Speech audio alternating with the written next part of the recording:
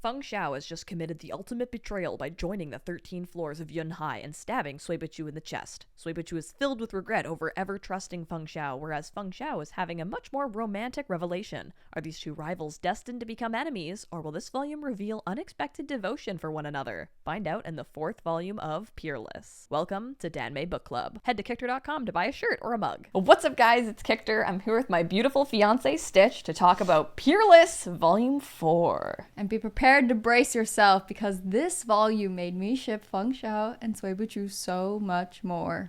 I can't believe how far their relationship has come in just this volume, and it makes me really excited to read the next one. So, to get us back into the flow of things, Volume 4 of Peerless follows a huge cliffhanger in which Feng Xiao reveals that he has been working for the 13 Floors of Yunhai all along, and immediately stabbed Cui Buqu in the chest. Cui Buqu would have died on the spot if it weren't for the medical intervention of his former teacher, Fan Yun, who wants him to join the secret society. Just be evil with us? Yeah, except he won't.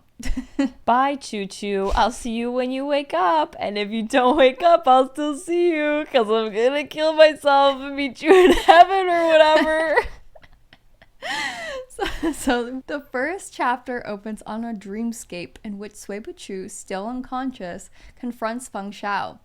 Dream Feng Xiao admits that he was only pretending to join the secret society to infiltrate them, but offers no excuse for stabbing him.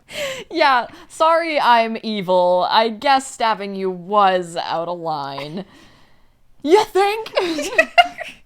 In his frail state? We better have a good fucking reason for this. Cui Buqu comes to the realization then of how much trust he implicitly placed in Feng Xiao, allowing his own judgment to be dulled.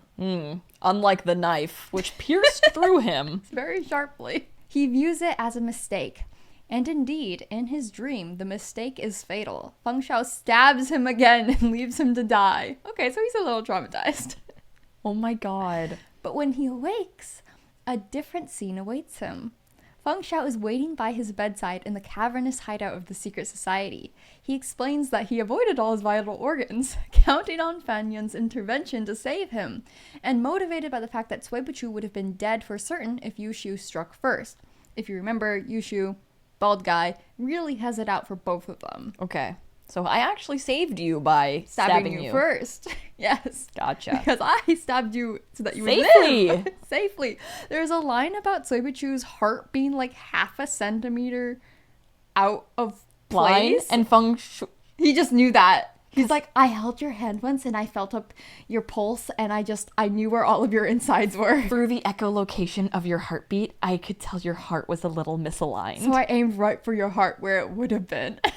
Which works perfect because it looks like I stabbed you in the heart. Yeah. Oh my god. That's And literally Suichu what was like, happened. my heart's out of line. Damn, that explains a lot. I have a fucking problem. He even helps Cui Buqu drink some water and channel spiritual energy into his meridians to ease the pain. I know how Danmei boys help others drink water. Was it from his mouth? No, I think that would probably cross a line with Feng Xiao's germaphobe tendencies. Oh, I see. Or maybe he won't mind having Cui Buqu's fluids in his mouth later on. We'll see. Okay. So yes, he channels spiritual energy into him, showing uncharacteristic kindness. Feng Xiao is then seized by the urge to kiss him. He covers Cui Buqu's eyes and just barely brushes his lips. Cui Buqu doesn't even realize what happened. Wow. He's just like, why are you covering my eyes? To be fair, he's just been stabbed. He's not questioning kissed a lot. him. Yeah, just a little. That's a lot. Just a little. Not even like a big smooch. The most tender. That's barest worse. It's worse. You're right. It is worse. Oh my goodness. And Feng Xiao realizes that it's worse. He is horrified by his own impulse and the fact that he has fallen for someone so clearly his inferior in looks. Oh, shut up. And those are his words. Not Yeah. inferior. He did also say inferior in looks, but fallen for someone. Yeah. He's like, oh my god, I just did that for me. That wasn't even to bug him. I just wanted to do that. Oh my god. Shit. Wow. And it's just so juicy. I just have to read it straight from the book. This man was nothing special to look at. At most, his eyes and mouth could be considered decently attractive. The wound had aggravated his perpetual look of ill health, like piling snow upon frost. His face radiated sickliness. Even his lips were dry and cracked, so pale as to be bloodless. As Feng Xiao watched him, his original desire to fetch more water somehow flew out the window as another urge seized him. He slowly leaned forward until his lips brushed warmth. Only at this touch did Feng Xiao regain his senses and jerk back. This kiss was different from his previous heartless teasing, which he'd done merely to draw a reaction from Cui Buqu. Feng Xiao realized with the start he hadn't been thinking at all. Terrifyingly, he had done it on pure instinct. Oh my god. Well, it's about time. That's right. And I am all here for this, okay? It's time for Feng Xiao to suffer. The object of his unprecedented affection remains none the wiser, instead demanding Feng Xiao to hurry up and explain the plot-related stuff. So what happened was that Feng Xiao was approached by Lin Yong, the guy who has a crush on him, and told about the 13 Floors Society. Lin Yong even gave him a valuable relic that would boost his demonic cultivation as a sign-on bonus. Feng Xiao claims that he hid this from Cui Buqu because Lin Yong implied that someone close to Cui Buqu was also a member. He wasn't sure if there was a spy in their midst, essentially. Well, our protagonists managed to bicker back and forth over the stabbing and the blame and who was protecting who in this situation, but they're interrupted by Fan Yun. Although Feng Xiao conceals himself on the ceiling, Spider-Man style. It's impossible to hide from such a high-level martial artist, yet Fan Yun, for some reason, chooses not to expose him. Instead, he tries once more to convince Cui Buqu of the 13 Floors' power, but this time he seems to imply that he's not entirely loyal to the secret society himself, but rather working for his own independent goals. After Fan Yun leaves, Feng Xiao seals Cui Buqu's acupoints so that he falls into a deep slumber, and uses this time to study Cui Buqu's face and try to understand how he could possibly fall in love with such an icy, unlikable man. Wow. He's one to talk. Tale as old as time, though. The icy, unlovable man. What's not to love? He wraps his hands around Cui Buqu's neck and thinks if he just squeezes, he'll be free. He won't have a single weakness. Oh my god, I'll stop being cringe if I just kill him. Literally. But despite the endless advantages of killing Cui Buqu, Feng Xiao is forced to come to terms with the truth. He can't bear to lose him. So instead, he kisses him. Fairly deeply, considering that he's totally unconscious during this time. But Feng Xiao has done worse for less, so we'll just elect to ignore that part. And then he bites Cui Buqu for good riddance. Wow. He's just so pent up and mad about being in love with him. Incredible stuff. Love that yaoi shit. Isn't that crazy though? This whole time I was like, how on earth is Feng Xiao ever going to fall in love with him? And he just, boop. He just does. Falling in love is like falling asleep slowly and then all at once after you stab him.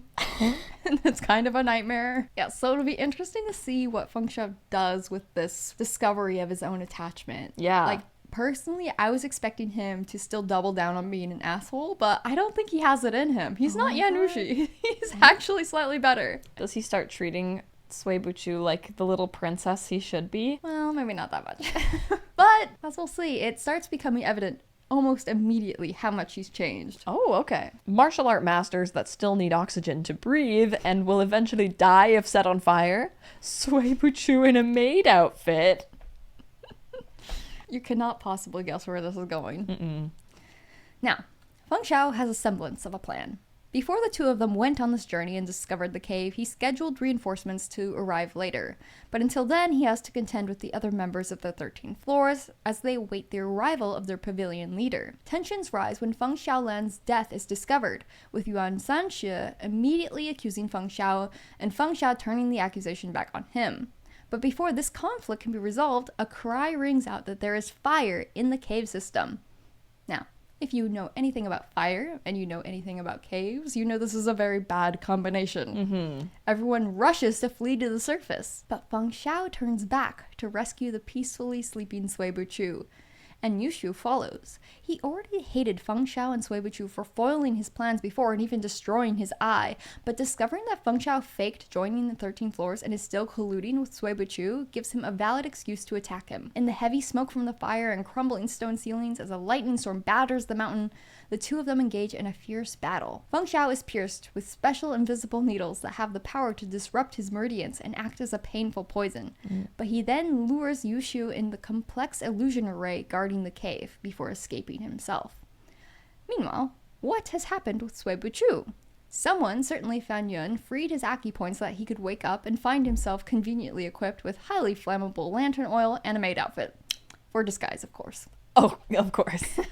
So while Feng Xiao is running around in a panic, worried that the love of his life is in mortal peril without his permission, Suichu is very much starting the fire. That's hilarious.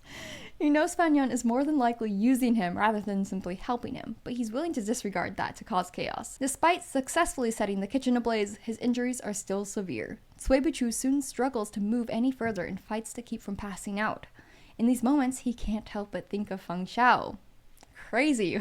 Why are you thinking about bro? Oh. Then he's discovered by Yuan Sanxia. Cui Buqu accuses him of not valuing anything but the 13 floors, to which Yuan Sanxia agrees and additionally claims that he and Cui Buqu are the same in that regard.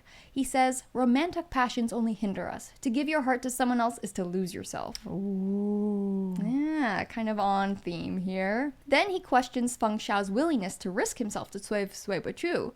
I think this aptly sums up the theme of their relationship at this point. People around them are being like, this is a little sus. But ultimately, do they have the individual strength to risk losing themselves for the other? Is this when Feng Xiao picks up Suichu, like, bridal style, and then the other guy's like, why are you picking him up if you're going to complain about it? It's a little after this. Oh, okay. Yeah. Thankfully, Fan Yun arrives in time to fight off Yuan Sanxia and deliver the news that Feng Xiao is somewhere in the array, fighting Yushu because he came back for Cui Buqu. This goes against everything Cui Buqu understood about their collaborative rivalry, their relationship of strictly give and take. As a self-loving narcissist, Feng Xiao would never put himself in danger. But he did, for no reason other than to come back for him. And then comes this direct quote, yet what Cui Buqu was most wrong about was himself, because of what comes next. All he has to do is flee the cave to meet the reinforcements and capture what he could of the 13 floors, a huge step in taking down the organization. In his condition, he would likely collapse before even finding Feng Xiao, or he would run into Yushu first and be killed. Feng Xiao always took care of himself. There was no reason to worry about him. But instead, he steps into the array to find him. Okay. This is crazy! Look at them, risking their lives for each other. That's pretty gay. They don't have anything to gain out of this. They're just so tied together at this point. I love it. I'm eating this shit up. His simp card. Meanwhile, Feng Xiao is running out of time. The endless traps are wearing him down, his spiritual energy slowly dwindling with the effort to ward off the effects of the array and Yushu's needle. He has just dispatched an illusion of his subordinate Ming Yue, bringing reinforcements into the cave, when he sees an apparition of Cui Buqu. He strikes at it without a second thought, only for his hand to connect with a warm, frail body. Oh. Feng Xiao is stunned. Instantly, he knows that Cui Buqu could only have entered the array for his sake, but he still can't help but ask stupid questions like, are you okay? And why are you here? You came here to look for me, right? Oh my gosh. Internally, he's cringing at his own idiotic behavior, but he's so happy he can't stop himself. Oh my god. You're here for me. Say it. Say you're here for me. It's so funny how he literally cannot help but cringe at himself, but also can't stop. Truly simp behavior. Then he realizes that he actually hit Cui Buqu in his condition and immediately holds him steady, pouring so much spiritual energy into him that even Cui Buqu is like, okay, what's wrong with you? Oh my god. He's acting so much unlike himself that Cui Buqu is weirded out. He's just beginning to catch on that Feng Xiao might be covering up an injury himself when Yushu finally catches up to them. As Feng Xiao struggles to fight him off, it's Cui Buqu that manages to buy them time to escape by creating another array within the array. Classic. Yeah, just Matrix-style illusions upon everything. Yeah. They manage to have an almost touching moment together when Feng Xiao's dire predicament causes his careless facade to drop. Cui Buqu finds his grave expression more pleasing to the eye than usual. Oh. He actually likes it when Feng Xiao is sincere because he's never sincere. And so Feng Xiao actually dropping that invincible personality to be like, oh shit, we're kind of fucked right now. Cui Buqu was like, really? Feng Xiao has to ruin it, of course, by seizing the opportunity to kiss him deeply. Cui Buqu is frozen stiff from shock for a solid few moments.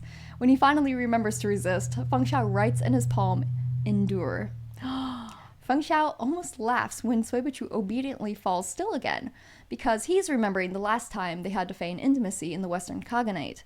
Cui Buqu's mind is working in overtime, trying to figure out if Feng Xiao is luring out Yushu under this pretense of kissing, which keeps going on a suspicious amount of time. Technically, Feng Xiao is aware that Yushu is near and does intend to goad him into attacking when his guard is down, but that is not remotely his main motivation in kissing his poor, tormented rival. But the ruse works nonetheless, and Yushu launches an attack, stabbing Feng Xiao in the back. Feng Xiao dislodges the needle in the same moment, rebounding it into Yushu. Between martial artists of this caliber, even a moment of hesitation or distraction can make the difference between life and death, and this is what happens to Yushu. Feng Xiao beheads him with a zither string. The moment they're out of mortal peril, Suichu no longer has any sympathy for Feng Xiao and completely sidesteps him when he swoons. Oh my god. He's not happy with the kiss, but will coldly write it off so that they can be even and owe each other nothing. But Feng Xiao is not deterred. He's more determined than ever to make Suichu unable to detach himself. Oh no, there's Xiao Lu. That's a shame. She was really nice. They escape the cave, but Fan Yun is waiting for them. His position has been somewhat ambiguous up until now, but in this scene it is revealed that he is independently working in the interests of the Southern Dynasty as a favor to a dead friend. Even though it's an aggravating task because the Southern Dynasty is ruled by a total idiot. He is the sole reason why the 13 Floors has not made any progress taking over the South. His other intention was to pit our protagonists against the 13 Floors so that they would all die. Even his former student Suichu. Said student is not at all surprised by these reveals, but Fan Yun also volunteers another piece of juicy information. The identity of the Pavilion Master. That's right. The Master of the 13 Floors is none other than Xiao Lu. Do you remember him? Mm-hmm. Okay, because I didn't. Xiao Lu was the scholarly swordsman with the withered right hand, who made an incredibly positive impression on Suichu as a genteel, kindred spirit. Oh yeah, and then Fan Yun attacks Feng Xiao. There's a lot of one-on-one martial arts battles in Peerless that I can't fully give due credit to because the language surrounding the fight scenes is incredibly detailed and even beautiful. I remember you really complimenting Thousand Autumns for the fight scenes being amazing. It's the same here. This author is so good at giving such incredibly beautiful descriptive fight scenes that really, like, there's the physicality of it, and then there's the magical side of it, and you really get like people's styles and just these really great visual metaphors for everything. You really get a sense for the immense power behind the individual artists and the way their techniques differ, and at a certain point of mutual strength, the outcomes of these fights often come down to the smallest variables, and that's what makes them so interesting as well. In this instance, Fan Yun tries to get under Feng Xiao's skin by talking about how Suichu has a cursed fate that will harm anyone close to him. Fate, generally speaking, carries an extremely heavy weight in this society. No matter how powerful you are physically or mentally, the will of heaven is simply insurmountable. But Feng Xiao laughs it off, replying that he himself was born with the most glorious of all fates, destined for greatness no matter what. Fan Yun's psychological attack had no effect, but Suichu uses the same strategy against him by revealing the identity of Fan Yun's old friend, the previous emperor of the Southern Dynasty, the father of the current emperor.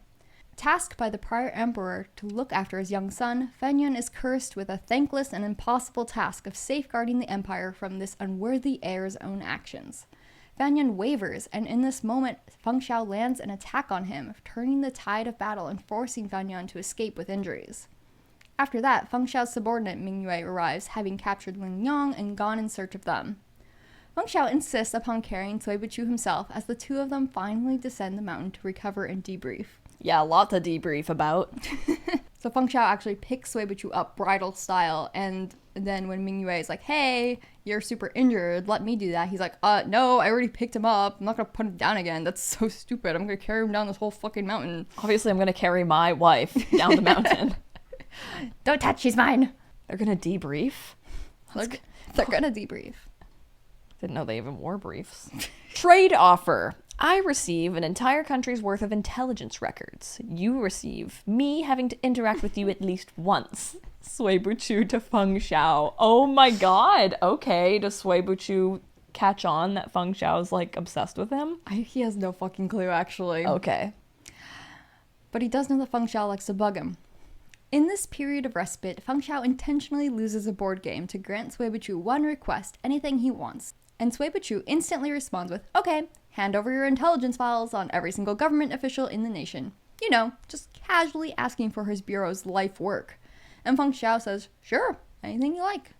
But nothing with Feng Xiao is that easy. You have to take your pants off. More or less. You have to debrief. After they return to the capital, Feng Xiao insists that Cui Buqu come to collect his prize in person, which of course makes Cui Buqu stubbornly refuse to do anything of the sort. Everyone around both of them is keenly aware that their relationship has felt different ever since they got back. For example, when Feng Xiao inevitably caves first in his impatience, he's able to waltz right up into the Zuoyue bureau because Cui Buqu apparently told the guards to give him free access. Reminder that Feng Xiao is his direct rival in the opposing intelligence agency. That in itself is crazy. Just allowing him to walk around free? Yeah, that's crazy. That doesn't make sense. Not that really anyone could stop Feng Xiao, which might be part of it, but him actually going out of his way to give permission, a little odd. Yeah. Hard to explain to others, for sure. Yeah. Anyways, Feng Xiao takes Cui Buqu's hairpin as collateral and insists on being owed a favor in exchange for what he previously offered. But it's also kind of funny because he takes the hairpin, but it wasn't the hairpin that was binding up Cui Buqu's hair, so it's like he expected his hair to cascade down all loose and untethered, and it just kind of stayed in its spot. He's like, he's so sickly and greasy that of course his hair wouldn't cascade it's down. actually just matted to his head. Greasy in place. Stop. Well, there's your problem. Corrupt local government. Oh. Next, we enter the flood arc. Out of nowhere, the Empress requests that Cui Buqu accompany an imperial censor on a trip to Guangqian County. This area was hit by severe flooding, prompting pleas for relief from the capital. The censor's job is to survey the extent of the disaster so grain and other resources can be correctly allotted. But this censor, a man named Rongqing, is also investigating for signs of corruption and embezzlement that may have worsened the disaster, especially after he has anonymously sent several disturbing paintings depicting the magistrate surrounded by corpses. Oh. Rongqing has a poor impression of Cui Buqu after encountering him just once, due to his blunt and sarcastic attitude. Fair enough. But Rongqing is also saved from dying in the floodwaters himself by Cui Buqu's guard, Guan Shanhai. Guan Shanhai is a new character, an acclaimed soldier who essentially received a demotion when the Empress personally asked him to serve as Cui Buqu's guard. Guan Shanhai is a talented soldier but deeply unhappy about this new assignment. It really brings into question the Empress's motivation in attaching him to Cui Buqu. Does she suspect him or want to keep an eye on him? We will find out. At any rate, Cui Buqu disguises himself with a beard and a far more humble attitude to attend a banquet as Rongqing's assistant. At this banquet, he receives some bold public advances from a noble clan's son, which causes somewhat of a scene. Oh. He must be so hot then if he keeps getting people falling at his feet everywhere he goes. You would think, or maybe it's just one person. Okay. Oh no. Oh my god! Oh girl, Feng Xiao, pull yourself together. Cui Buqu's lingering thoughts on this incident are very interesting. He can't help but suspect that this young man, Li Shisha, is Feng Xiao in disguise, despite how unlikely it should be. That would be psychotic. That would be crazy. This young man from this clan has like an established identity. Like, he also was there before Cui Buqu arrived. How would Feng Xiao even know where he was going? That would just be crazy. Right. It's the first time he's been so confused and uncertain about his own suspicions, and he can't seem to get Feng Xiao out of his mind. This Li Shisha even slipped him a cryptic, romantic note with the location of a villa. I know a place. I'm thinking, like, what's the villa in Love Island or whatever? Oh my god, yeah. They're going to Soul Tides. Directions for a hookup? Or a clue for their investigation? Who knows? But Cui Buqu becomes quickly convinced that this man is indeed Feng Xiao. As the reader, however, I'm not so certain. We've seen how Feng Xiao has shaken Cui Buqu's judgment before, so what if he's become so fixated on Feng Xiao that he's seeing him where he's not? Even his trusted right-hand woman, Qiao Shan, is moved to pleading with him not to trust Feng Xiao so easily, even if it is indeed him. She brings up Feng Xiao's numerous ulterior motives, finally stating outright that he lusts after Cui Buqu. Oh my god. It's that obvious. This makes Cui Buqu genuinely crack up. He flatly says that's impossible. His perception of Feng Xiao as someone who can only love himself is immovable. It's a little bit Tamaharu coded, actually, you know? Yeah. Like Haruhi not believing that. I'm looking at the reflection of me in your eyes. Exactly. That's the vibe that Feng Xiao gives off. It's hard to take him seriously. What a crime! The corruption they're investigating is very serious if it can be proven true. The noble families are claiming to have no grain in their private reserves, colluding to keep their wealth instead of providing aid to the common people. High-ranking officials may have even killed the refugees beginning to gather outside the city. Rongqing is trying his best, but he's in way over his head, which leaves things up to Cui Buqu. He takes Guan Shanhai and Chao Xian with him to the secluded villa described in one of the anonymous paintings, as well as the flirtatious note he received. The villa is abandoned, but full of set traps. Finally, they discover a hidden cellar filled with rice from the imperial granaries. Rice that was sent as starvation relief, but withheld from the masses. But our investigators are either discovered in the act or caught in an ambush. Masked assassins attack their party. Chao Xian holds off some of them at the villa while Guan Shanhai flees with Cui Buqu in tow, only to run into an extremely skilled martial artist. Cui Buqu is stabbed in the chest again. No! But this time it's only a flesh wound. Oh, good. Which I'm sure he can stand. We cut away from the fight to learn that Rongqing has been lured away to meet with the magistrate who is supposedly behind the paintings, only to be framed for his murder instead. The Governor-General Yang Yun, a relative of the emperor himself, seems to be behind this massive corruption. Cui Buqu manages to return just in time to reveal his identity, pull rank on the governor, and prevent Rongqing from being imprisoned. But it's only enough to buy them 3 days of freedom to gather proof of Yang Yun's involvement. Chao Xian and Guan Shanhai have been left behind in a cave protected by an array, but both need medical attention, so Cui Buqu hurries back to them only to find that the array has been tampered with. Deep in the forest, a zither song pierces his ears and Cui Buqu begins to faint. Oh no. Tee, guess who? People are dying, Feng Xiao. Suddenly, his ears are covered from behind, a shield of internal energy protecting him from the song. A familiar voice says, "Guess who?" Lo and behold, it's none other than Feng Xiao as himself. Cui Buqu was correct about him masquerading as Li Shishe. The out-of-pocket flirtations was a dead giveaway of his real identity. Wow. And Feng Xiao meant to meet him at the villa, but was held up by a martial artist equal in strength, Xiao Lu himself. Because Cui Buqu made it his chief priority to take down the 13 floors, Xiao Lu seems to have made Cui Buqu his next target of elimination. Yet Xiao Lu may still view Cui Buqu with some interest as a kindred spirit, which Feng Xiao is not happy about. In order to negate Xiao Lu's long-distance zither attack, Feng Xiao plays a song in return, but he has no actual zither to play with, only the strings. Instead, he wraps one end of the strings around Cui Buqu's arm and the other around his hand, reminiscent of a line of poetry that reads, "To use one's body as a zither, one's heart as the song." Oh, Pretty my romantic. gosh. Well, the strings cut into Cui Buqu's arm. Yeah. Not wanting to confront Feng Xiao head-on, Xiao Lu makes the decision to retreat. Feng Xiao wipes the blood off his zither strings using Cui Buqu's sleeves, which is to be expected given his personality. That's hilarious. Realizes he loves him, would die for him, still uses his sleeve to clean the blood. Yup. But then, he catches Cui Buqu's wrist, lowers his head, and licks the blood away from the marks on his arms. Earlier, you were like, oh, he's a little germaphobe. He wouldn't want to get his own hands dirty. Oh, he is using his robe to clean the blood. He licks. That's crazy. That's crazy. Like, That's how down bad do crazy. you have to be? I don't love even think that. I would do that for you. I'd do it for you. Okay, I'd probably do it for you. But like that's legitimately a little gross though. Holy cow. That's crazy. It's Did like, he know he was doing that, or was that another unconscious? Oh my god.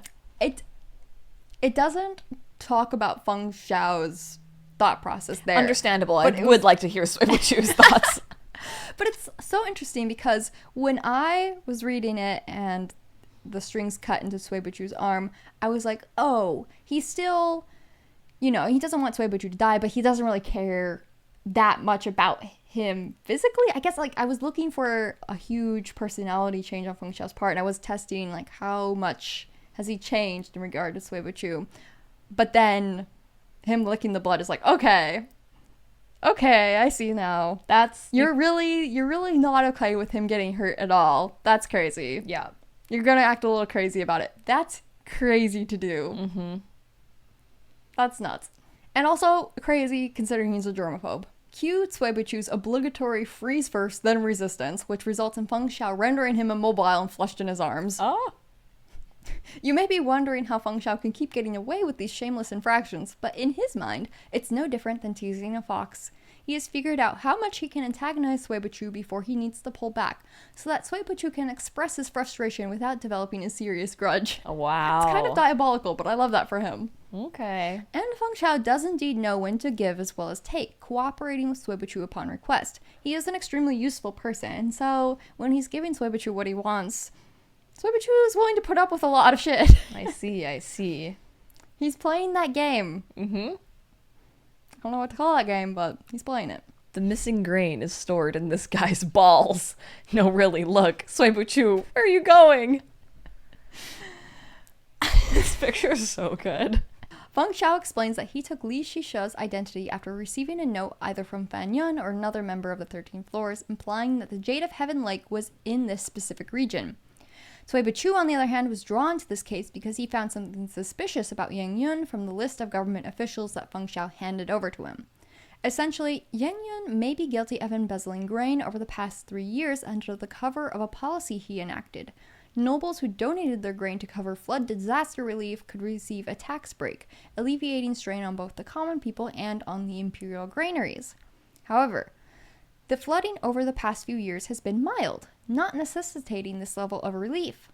Yet Yang Yun claims that the public granaries are empty and that the area needs more imperial assistance. There should be a surplus of unused grain from his policy, but it's missing. So is he selling it and pocketing the money? That's what Cui Buqu is here to find out. Starting to sound like QJJ over here. Yeah, I was gonna say. Lots of grain. He founded Kellogg's. Unfortunately, he can't use the hidden grain cellar as proof since the villa very accidentally burned to the ground the next day. But he is able to obtain encrypted records documenting where other stockpiles of grain have been stored. There's just one little detail about that. The records are pornography. Custom paintings, to be exact, depicting a certain official named Lian and his mistress copulating in various places throughout town, with the dates on the paintings actually representing the amounts of grain stored in these locations. Oh my god. These records were hidden under this man's bed, and Feng Xiao was able to retrieve them through his favorite method of inciting a huge scene of chaos, culminating in the man's wife beating her unfaithful husband with a rolling pin. Kellogg would hate this. So there's literally a whole scene where they're like, Cui Buqu is studying the pictures, cracking the code, and Feng Xiao is like, haha, you have to look at naked people. Oh my gosh. Yeah. Is Cui Buqu moved? He is completely stone-faced. He's not affected by... He's not even embarrassed by this. He's just focused on the case. Wow. Would you entrust your ass, your back? But to keep moving forward, another twist is revealed when Feng Xiao and Cui Buqu discuss the investigation in private. Remember how the Empress thrust Guan Shanhai onto Cui Buqu as a bodyguard, possibly even to spy on him? That actually isn't what happened at all. Cui Buqu went to the Empress and personally requested a guard. He used the misunderstanding in his favor. Guan Shanhai wasn't meant to keep an eye on Cui Buqu, but rather monitor Chao Xian. Cui Buqu has started to suspect that she may be the traitor.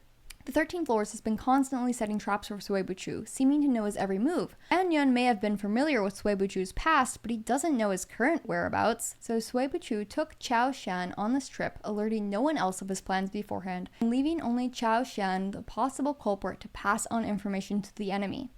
Even so, he has allowed her to remain as she is, waiting for her to realize that he knows the truth. A key moment also happens in the scene. During this discussion of trust and betrayal, Feng Xiao asks Cui Buqu, "Would you entrust your back to me?" Cui Buqu's true response is lost in an interruption. Ooh. After which he replies with utter disgust, "I will never entrust my back to an arrogant, conceited narcissist." I love how it's like, oh, what's he gonna say? It's like, oh, yeah, that's what he's gonna say. But, there is a moment before they're interrupted where he's... It doesn't seem like that would have been his first answer. Oh, so we had a second maybe to collect himself and be in character. Yes. I see. So that question definitely took him by surprise. But will we get his true answer in this volume? I don't know. 10 banned weapons too brutal for war. The next important scene really gives a sense... Stop laughing. It's not that funny. The next important scene really gives a sense of Suibuchu's indomitable brilliance. Feng Xiao and Guan Shanhai have left to investigate locations where grain may have been stashed. Now Suibuchu is left at a relay station outside the city with just Rongqing, Chao Shan, and Feng Xiao's long-suffering subordinate Pei Jingjia. Yang Yun has made several attempts on their lives already, including poisoning their food, arson, sending assassins. And finally, he arrives himself with hundreds of soldiers in tow, a row of archers trained on Suibuchu the moment he opens the door. Death seems moments away, but our king is supremely unbothered. He looks at Yang Yun and terrifies him on the spot with just 2 sentences. Have you visited the commandery prison lately? When you set out, did you leave enough men to guard your study? He then exposes the entirety of Yang Yun's scheming straight to his face. But the most pressing matter is this. Yang Yun did indeed murder the refugees outside his city, but he didn't have time to kill all of them. The rest he forced into prison, intending to dispose of them after the imperial censor left. Suibuchu sent a couple Zoyue guards to break everyone out of prison and incite a mob to destroy Yang Yun's home. As Suibuchu reveals this, the distant cries of the rallied refugees can be heard approaching Yang Yun's residence. Yang Yun is deeply unsettled and angered, and so he moves to send Suibuchu to his death, but he's stabbed by a man in soldier's armor behind him. Guan Shanhai had infiltrated among his guards to get close to him. Now the tides have completely turned in Suibuchu's favor. He orders Yang Yun's forces to surrender if they wish to be absolved of aiding Yang Yun's crimes. As this is happening, Chao Shan comes to the heart-wrenching realization that she has been completely shut out of Suibuchu's plans. He called on everyone else to do something, but not her. Not once. He knows that she can't be trusted. Mm-hmm. So what is she gonna do about that? Stab him, probably. I hope not. He only has so many stabs left in him. Feng Xiao number 1, number 2, and number 3. Yuan Sanshi. Now, you may be thinking, strange that Feng Xiao played no part in this dramatic ending. Where is he? He is at the local tavern, which he was supposed to investigate, but was very much a trap set by the 13 Floors. To clarify, Yang Yun and the 13 Floors have been mutually using each other towards some shared goals, but they are no longer in communication with each other. Their allyship was short-lived. Anyways, Yuan Sanxia comes out to fight Feng Xiao with 11 other martial arts masters as backup just in case. Xiao Lu apparently wants to spare Suibuchu but take out Feng Xiao. However, the fight soon becomes confusing for everyone when 2 duplicate Feng Xiaos join in. These would be Feng Xiao's subordinates Qin Miaoyu and Ming Yue in disguise. Together they manage to kill the 11 masters and send Yuan Sanxia fleeing with severe injuries, fight through another round of martial artists led by Leng Du, only to finally come face to face with Xiao Lu after being worn down with exhaustion and accumulated injuries. L'Oreal, because you're worth it. Meanwhile, Suibuchu has retaken control of the rampaging refugees, tasked out his subordinates, and personally searched Yang Yun's study. But what he finds there is shocking. Multiple intimate portraits of Princess Le Ping. And moreover, Yang Yun is also keeping a mistress that looks exactly like her. Whether it's a one-sided obsession or a mutual affair, such a scandal involving the princess means certain death for him, especially given that they're cousins. Oh, classic. Yang Yun starts bargaining for his life, telling Suibuchu that he became acquainted with a certain Lord Xiao a few years ago who encouraged him to start embezzling grain. Suibuchu hits him with a brick of gold. His next order of business is to come to Feng Xiao's rescue. He arrives just as Feng Xiao is about to fight Xiao Lu despite his condition. He knows that he is the one thing standing between Xiao Lu and Suibuchu, and even tries to send away Suibuchu by scoffing at him with harsh words. But Suibuchu does something completely shocking. He addresses Feng Xiao by name, saying, "Feng Yuntian, the question you asked me yesterday, I can answer it now. My answer is, I would." He's saying now, "I would entrust my back to you." Oh my god. Feng Xiao's breath catches at these words. Oh my god. Okay. Despite, I know, I had to include that. It does. This is crazy. Despite the foggy night obscuring his face from view, he can picture Suibuchu perfectly. He knows that Suibuchu is here because he's already resolved the matter with Yang Yun, that he should be somewhere warm and toasty now, sitting back and giving orders and basking in his success, not putting himself in danger and freezing in the cold to help Feng Xiao. Despite Feng Xiao being filled with elation, his only response is one of cutting disdain, pretending he doesn't know Suibuchu's meaning, telling him that he's uninteresting, worthless, to get the hell out. He wants Cui Buqu to leave for his own sake, but Cui Buqu is unmoved, both emotionally and physically. In fact, he takes this opportunity to goad Xiao Lu instead, revealing that the reason why he was short on manpower during this case was because the forces of his Zuoyue Bureau were busy raiding Xiao Lu's stronghold in the south, thanks to a collaborative effort with Fan Yun. All sorts of highly trained members of Xiao Lu's organization were completely wiped out in one fell swoop. As you can imagine, Xiao Lu's gentle, friendly disposition towards Cui Buqu finally ices over. Cui Buqu goes even further, saying, "I am your greatest foe, not Feng Xiao," goading Xiao Lu into an attack that crushes Cui Buqu's shoulder. But Cui Buqu knows that Xiao Lu would rather have him alive than dead, as long as he joins the 13 Floors. So he promises, with that unerring, powerful confidence that only he possesses, that he will topple the Southern Dynasty for Xiao Lu in 3 years, on the condition that he does not harm the people present around them. Xiao Lu sighs and says, "Is it worth it for a single Feng Xiao?"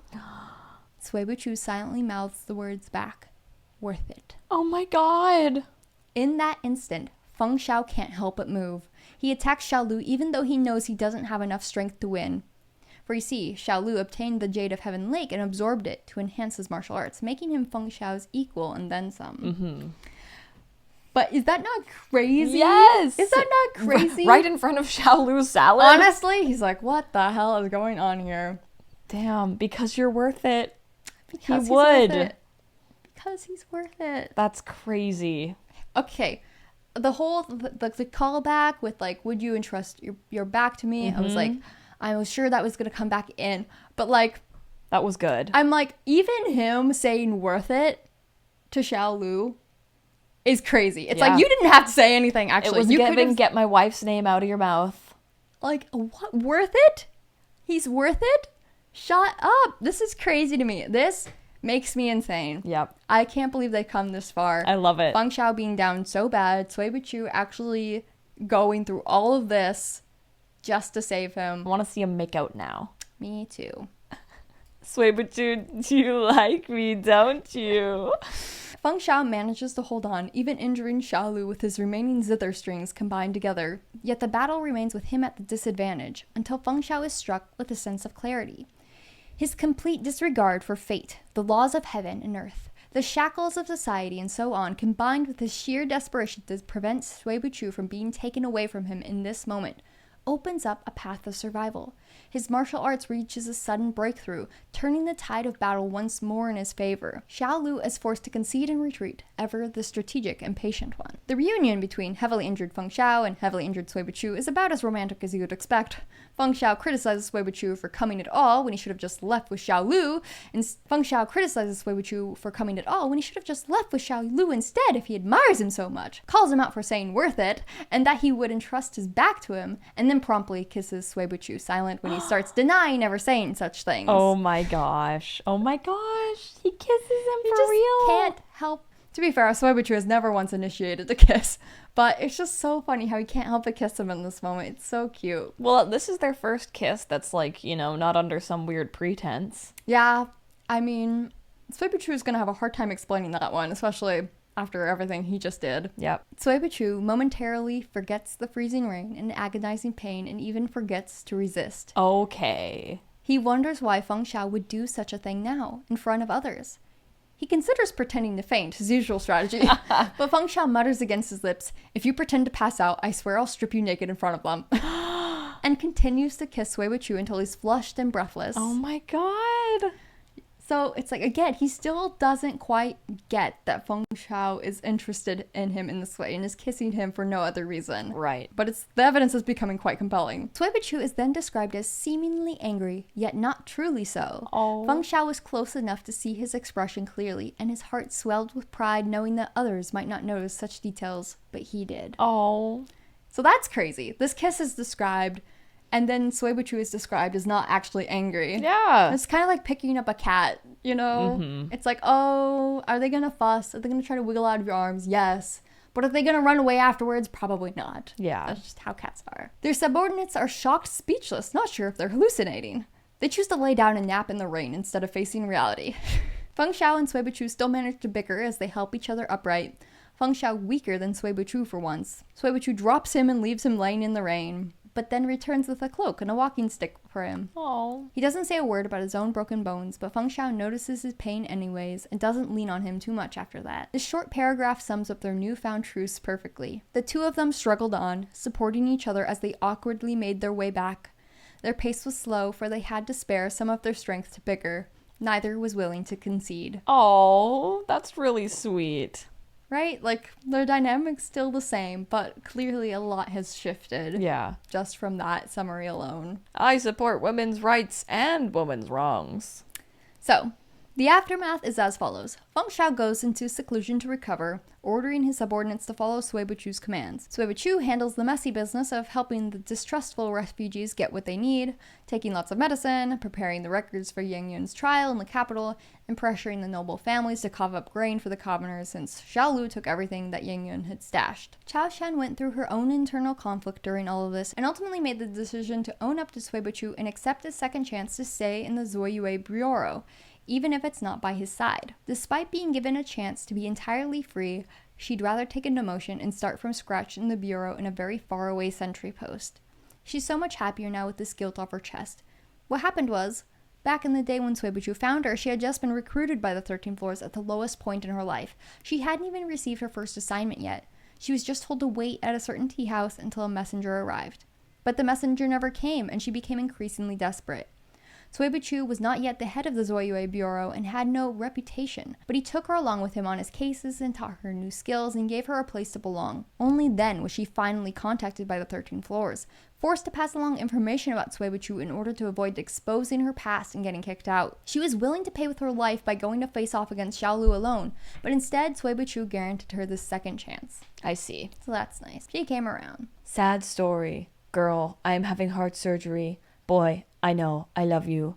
After surgery, when the girl woke up with only her father next to her, girl, where is he? Father, you don't know who gave you the heart? Girl, what? Starts crying. No! Did he give Feng Xiao his shoulder? When I said I'd give you my shoulder to cry on, this isn't what I meant. When I said I didn't trust my back to you, I didn't even take out my spine. All seems to be ending relatively well, but then Feng Xiao Qi deviates in seclusion. Oh shit. The others just barely manage to restrain him, but they need a rare medicine to calm his meridians. Dick. I know he's a dick. You don't have to remind me now. This extremely rare medicine just happens to be what Cui Buqu has been prescribed. Oh my god. Spit it in his mouth, honey. He immediately forces his remaining pills down Feng Xiao's throat. Not in any particularly sexy way, but it gets the job done. We get to see inside the dreamscape of Feng Xiao's mind as he fights his internal demons, settle his qi, and advance his martial arts once more. But we do not get to see him awaken, nor see him reunite with Cui Buqu, because the volume ends there. Oh shit! I know! Oh no! I know! And this is the cover of the next volume, which is the final one. Aw, they're both smiling! I know! I love seeing them like that! They look so happy! I mean, relatively happy. I think that there's gonna be like 2 chapters, and then the rest are gonna be extras. I don't know. I feel like there's still a little bit of plot left. Like, they haven't even, like, fought Xiaolu yet. You know what I mean? Yeah. I do feel like... They're gonna fight him in 1 chapter and then be banging the rest. I hope so. I will say, considering that the next volume is the final volume, the grain arc feels a little bit random, underwhelming, so I'm not sure what comes next. I don't know if there's gonna be kind of a very impactful final arc, or if it is going to wrap up quickly, but it'll be interesting to see. Personally, I don't care about anything except that these two are almost smooching. Yes, they are smooching. Yeah, I mean, in the mutual fashion, not just... Well, it's better than... Well, thank you very much for another incredible Denmei book review. If you guys like hanging out with us and you like the way Stitch says zither string, be sure to join our YouTube membership. If you join the Ghost Flame tier or above, not only do you get access to the weekly members-only game nights, we also have exclusive members-only videos. And this is what we do full-time, so if you enjoy the videos and want to help support us, joining the membership is a great way to do it and get some extra fun stuff in the process. Thank you so much for watching! And we'll see you next time. Bye! Bye!